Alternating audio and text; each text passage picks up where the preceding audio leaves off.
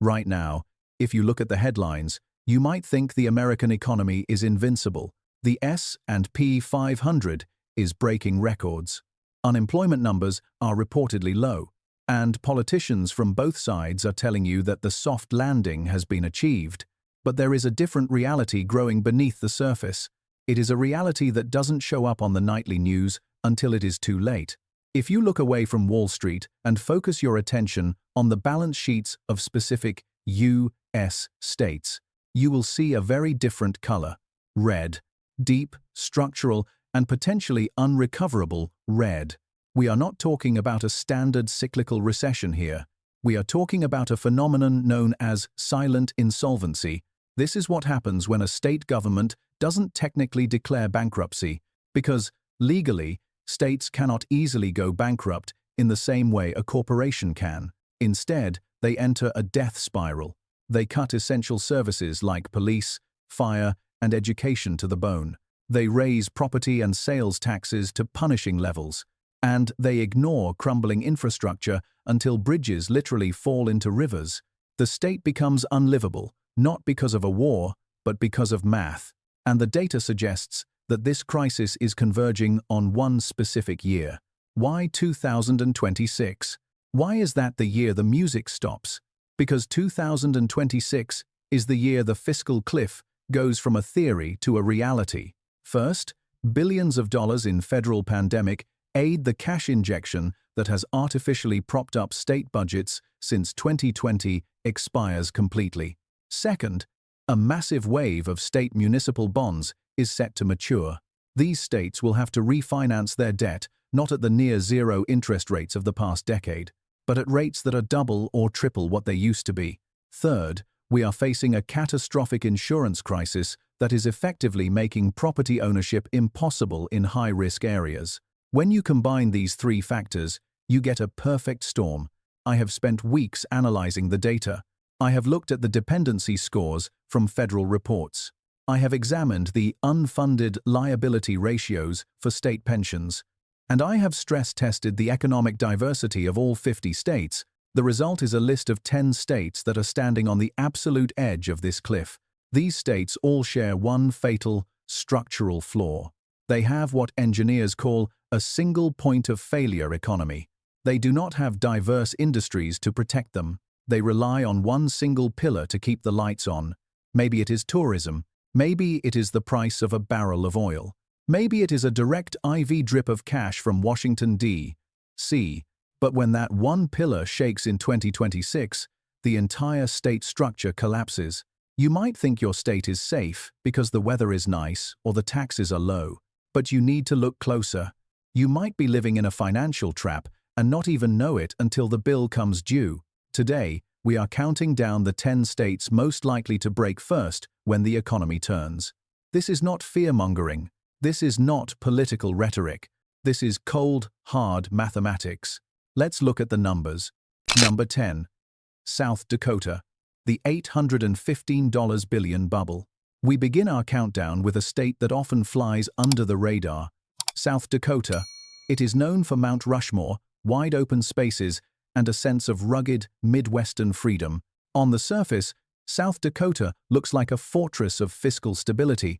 It has very low unemployment. It has no state income tax. And its government prides itself on a balanced budget. But if you dig a little deeper, you find an economy that has effectively addicted itself to a very specific and very risky industry: the trust industry. Over the last few decades, South Dakota has aggressively deregulated its banking laws. The goal was to attract the wealth of the global elite, and it worked better than anyone could have imagined. Did you know that this quiet, agricultural state currently holds over $815 billion in trust assets? That number is staggering. To put it in perspective, that is significantly more than the GDP of countries like Saudi Arabia or Switzerland. South Dakota has become the Switzerland of America. It allows billionaires from around the world to park their money there forever. Tax-free, shielded from creditors, shielded from ex-spouses, and shielded from the tax authorities of their home countries. It sounds like a brilliant business move for the state until you realize the massive systemic risk it creates. The state's economy is now disproportionately leveraged on this financial services sector.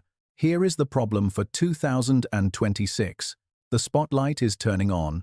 Global regulators and the U.S.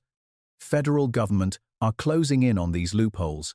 There is growing bipartisan pressure in Washington to crack down on South Dakota as a domestic tax haven. The Corporate Transparency Act is just the beginning. If legislation passes in 2025 or 2026, that pierces the veil of these trusts.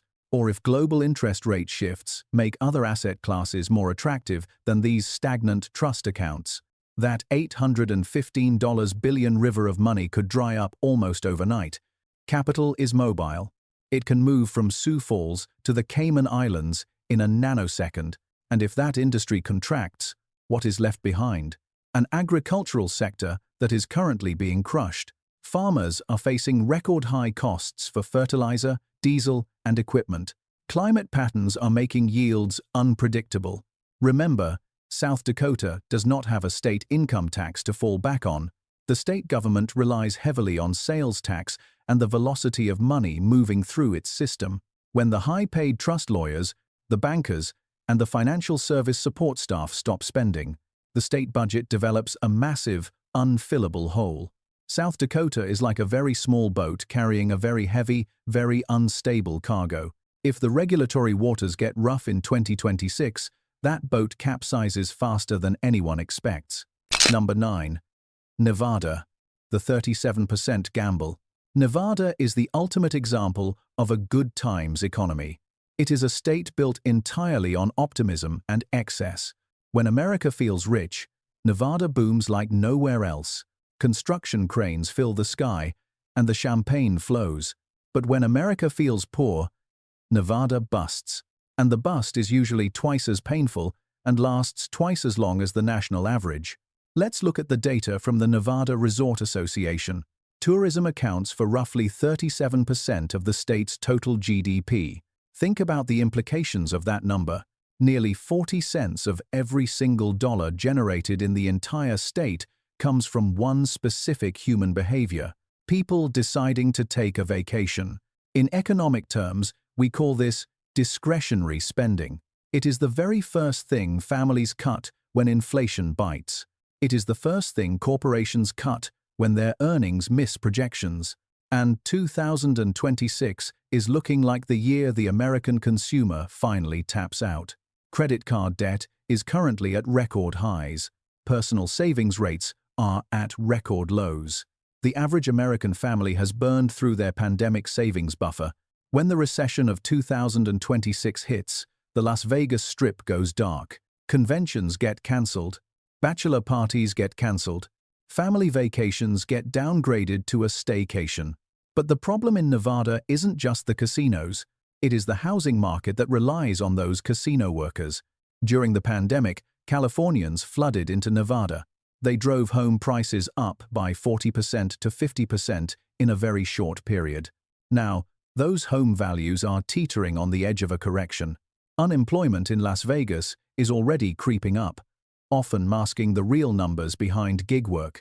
When the hotels start laying off staff in 2026 because bookings are down, those service workers, the maids, the dealers, the valet drivers, they cannot pay their mortgages.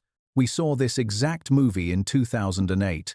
Nevada led the nation in foreclosures and bankruptcies. The sequel in 2026 could be even worse because the baseline cost of living has exploded. Nevada has no state income tax buffer to smooth out the revenue ride. It needs you to gamble. It needs you to drink. It needs you to stay in hotel rooms. If you stay home in 2026, Nevada's state services simply cease to function. Number 8. Mississippi. The federal IV drip. Mississippi represents a tragedy of economic potential. It is consistently ranked as the poorest state in the union. But poverty alone is not why it makes this list for a 2026 collapse. It makes the list because of its terrifying dependency on Washington, D.C. Let's look at the dependency score. According to the Legislative Budget Office and recent fiscal analysis, over 41% of Mississippi's total state budget comes directly from federal funds. I want you to really think about that percentage. Almost half of the money the state government spends does not come from its own economy. It does not come from local businesses. It comes from taxpayers in California, New York, and Texas, redistributed via Washington. Mississippi is effectively a hostage economy. It is holding its own citizens hostage, waiting for federal ransom payments to keep the lights on. Here is the risk factor for 2026. The U.S. national debt is exploding past sustainable levels. Washington is eventually going to be forced into austerity measures. It is inevitable. When the federal government starts tightening its belt in 2025 and 2026, they aren't going to cut the military first. They are going to cut discretionary grants. They are going to cut infrastructure aid. They are going to tighten the requirements for Medicaid matching funds. For a wealthy state like California, federal cuts are a headache. For Mississippi, federal cuts are a death sentence. We are already seeing the physical infrastructure of the state crumble before our eyes. Look at the water crisis in Jackson, the state capital. Residents went weeks without safe drinking water. That is a preview of what happens when the federal money tap slows down. Roads go unpaved and turn to gravel. Hospitals in rural areas close down because they depend entirely on Medicaid reimbursements to pay their doctors.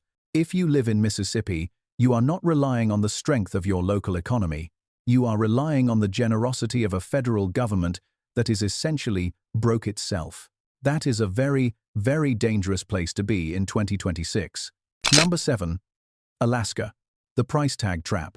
Alaska is a unique case study in economic management. It is the only state where the government pays you to live there. The Permanent Fund Dividend, or PFD, is a check every resident gets each year from oil revenues. It sounds like a socialist utopia funded by capitalism, but that check is becoming a trap. Alaska's entire economy is a leveraged bet on the global price of crude oil. Here is the math problem that nobody in Juneau wants to talk about. To balance its state budget, Alaska needs oil to trade at roughly $78 to $80 per barrel. But as of late 2024, and looking at forecasts for 2025 and 2026, oil is often hovering around $74 or dipping lower due to global demand shifts and the rise of renewables. Even though new projects like Willow are coming online to boost production volume, it doesn't matter how much oil you pump if the price per barrel doesn't cover your operating budget. Alaska has no state sales tax. It has no state income tax. It has zero other ways to generate meaningful revenue from its population. So, what happens in 2026 if a global recession drives oil prices down to $60 a barrel? The state savings accounts, which have buffered them in the past, are already drained. The legislature will face a brutal, politically suicidal choice. Option A. Implement a massive state income tax for the first time in history. This would likely cause a revolt and accelerate the exodus of residents. Option B. End the PFD checks. This would immediately cause a local recession because many families rely on that money for basic survival. Option C. Cut education and infrastructure in a state where logistics are already a nightmare. Alaska is beautiful. It is wild. But economically, it is a one-legged stool, and the ground beneath that stool is melting just like the permafrost. Number 6. New Mexico. The federal addiction. If Mississippi is on life support, New Mexico is the patient who refuses to get out of the hospital bed. In many economic rankings, New Mexico scores a perfect 100 out of 100 for federal dependency. It is statistically the most dependent state in America.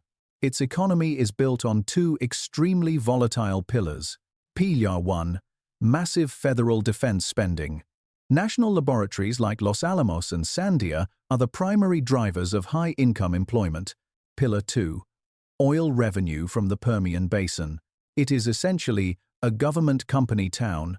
The private sector in New Mexico is incredibly weak. If you don't work for the government, or the oil fields, or a hospital, there are very few high-paying jobs available. This lack of opportunity leads to a massive brain drain.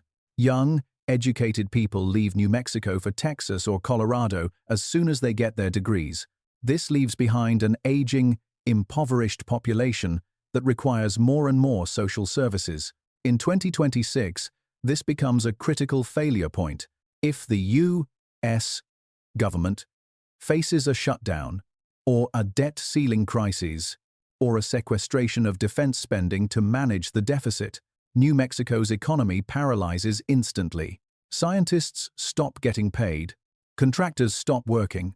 The retail stores that serve them go bankrupt. It has no resilience. It has no backup plan. It is purely at the mercy of political winds blowing from thousands of miles away in Washington, D.C.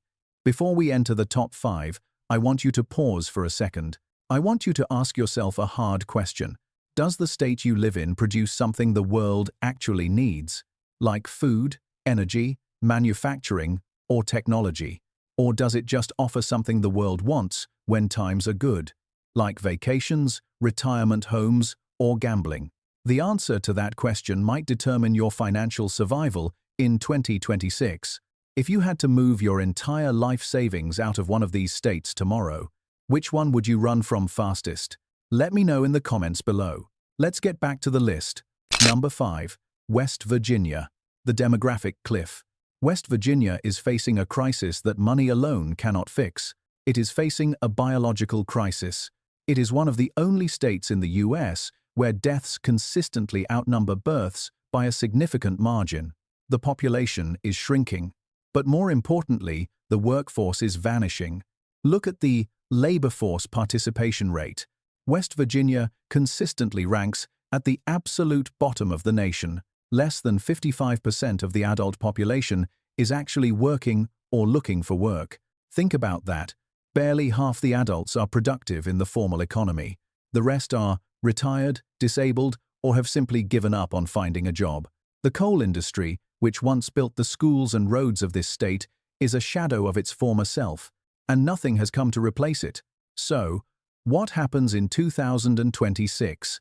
You have a massive, aging population that requires expensive healthcare and pensions, and you have a shrinking, tiny group of young workers to pay the taxes to support them. The math simply does not work. It is a demographic death spiral. In 2026, as the baby boomers hit their 80 seconds, the strain on West Virginia's medical and social systems will break the budget. We are already seeing hospitals closing in rural areas. Ambulance services are underfunded and slow. If you retire here because the houses are cheap, you might find yourself in a dangerous situation. Good luck finding a specialist when you have a heart attack. That is the reality of a collapsing tax base. Number 4. Illinois. The $15,800 debt per person. Welcome to the king of debt. Illinois is not collapsing because of the economy. It is collapsing because of corruption and bad math. Let's talk about the unfunded pension liability. This is the money the state promised to pay government workers when they retire, but simply didn't set aside. According to the Reason Foundation and Truth in Accounting, Illinois has over $200 billion in unfunded liabilities. That number is so big it sounds abstract. So let's break it down. That equates to roughly $15,800 of debt for every single man, woman, and child in the state. Imagine being born with a $15,000 bill already attached to your name. In 2026, the bill comes due. The pension funds are running dry. To keep the checks coming to retirees, Illinois has to raise property taxes. But Illinois already has some of the highest property taxes in the nation. This creates the vicious cycle, or the death spiral. Taxes go up to pay for debt. So businesses and wealthy residents leave for Florida or Tennessee to escape the taxes. The tax base shrinks. So taxes have to go up again on the people who stayed to make up the difference. It is a state of service insolvency. You pay premium taxes for third world services. Your tax money isn't paving roads. It isn't teaching kids. It is paying for the retirement of a bureaucrat who stopped working in 2005. By 2026, Illinois will be forced to make impossible choices between defaulting on its bonds or gutting public safety. Number 3. Hawaii. The logistics nightmare. Hawaii is paradise. Nobody disputes that. But paradise has a price tag that is becoming lethal. We all know Hawaii is expensive. But the data for 2026 points to a cost of living crisis that will lead to mass displacement. Hawaii imports over 90% of its goods. Food, fuel, construction materials, medicine. It all comes on ships. And thanks to a federal law called the Jones Act, shipping to Hawaii is artificially expensive because it must be done on US-flagged ships. Here is the 2026 risk factor: global instability. If oil prices spike in 2026 due to geopolitical conflict in the Middle East, or if global supply chains fracture due to trade wars, the cost of shipping goods to Hawaii doesn't just go up a little, it skyrockets. We are predicting hyperinflation specifically for the islands. The median home price is already over $830,000. Locals, the native Hawaiians, are fleeing to Las Vegas because they literally cannot afford to eat and live on their ancestral land. In 2026, Hawaii risks becoming a feudal state, a playground for billionaires like Mark Zuckerberg and Oprah Winfrey, while the working class lives in poverty or leaves entirely. But here is the catch. Without a service class, the tourism economy collapses. Hotels can't run without housekeepers. Restaurants can't run without cooks. Hawaii is pricing itself into oblivion. Number 2. Louisiana, the uninsurable state. Louisiana is facing a crisis that is existential. The land is physically sinking, and the insurance companies are running away. This is the insurance exodus. Because of the frequency of hurricanes and a terrible legal environment for lawsuits, major insurance carriers are pulling out of Louisiana entirely. For those who can find coverage, the projected premiums for 2025 to 2026 are averaging over $7,800 a year. That is 3 times the national average. Why does this cause an economic collapse? Think about the mechanics of real estate. You cannot get a mortgage from a bank without home insurance. It is a requirement. If you can't get a mortgage, you can't buy a house. If nobody can buy houses, the real estate market freezes solid. Home values plummet to zero because the asset is illiquid. In 2026, we expect to see entire coastal towns in Louisiana become ghost economies. Properties will be abandoned because the cost of insurance and property taxes exceeds the value of the shelter itself. People will simply walk away. It is not the storm that destroys the state. It is the act of paying for the storm. And Louisiana is running out of payers. Number 1. Florida, the perfect storm. And finally, the number 1 state most likely to collapse in 2026. The state where everyone moved during the pandemic. Florida. You might be shocked. Florida is booming, right? People are moving there in droves. But that is exactly why the crash will be so spectacular. Florida is currently sitting on the biggest real estate bubble in America, and a pin is coming to pop it. That pin is the insurance and inflation pincer. Let's look at the hard data from MoneyGeek and recent insurance filings. The average home insurance premium in Florida is projected to hit nearly $12,000 in some areas. That is nearly 5 times the national average. But it gets worse. After the Surfside building collapse, new safety regulations were passed. This means condo associations, HOAs, are forced to stockpile reserves for repairs. As a result, HOA fees in condos are doubling or tripling overnight. Here is the 2026 scenario.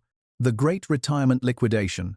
Hundreds of thousands of retirees moved to Florida on a fixed income. They budgeted carefully. They planned for a $2,000 insurance bill and a $300 HOA fee. Suddenly, in 2026, they are facing a $12,000 insurance bill and a $1,000 monthly HOA fee. They simply cannot pay it. The math doesn't work. They have to sell. But here is the problem. Who buys? Who buys a depreciating asset with a $12,000 annual holding cost? Inventory is already skyrocketing in places like Cape Coral and Punta Gorda. Prices are beginning to crack, dropping 5% in some areas already. By 2026, this turns into a panic, a rush for the exits. But the door is jammed. Florida's economy is built almost entirely on real estate and construction. When the housing market crashes, the jobs disappear. the tax revenue disappears, and the sunshine dream turns into a financial nightmare. Florida is a state built on a bet against nature, and in 2026, nature and the actuaries are coming to collect. So, what is the common thread here? What connects the swamps of Louisiana to the deserts of Nevada? It is a lack of diversification and an addiction to easy money, whether that's federal aid, oil revenues, or a real estate bubble. If you live in one of these states, you need to take a hard look at your personal balance sheet. Are your assets tied up in local real estate? Is your job dependent on government contracts or tourism? If the answer is yes, you are exposed. You are standing on the fault line. Diversification is your only armor. Do not keep all your eggs in a basket that has a hole in the bottom. But it's not all bad news. For every state that is crumbling, there is another state that is quietly building a fortress. States with low debt, states with diverse economies that produce essential goods, states that will weather the storm of 2026 and come out stronger. I have identified 5 specific states that are the safe havens of the future. They are boring. They are unsexy. But they will make you rich while everyone else is panicking. I break them down in this video right here. The 5 safe haven states that will boom during the 2026 crash. Click here to watch it now, and I'll see you on the safe side.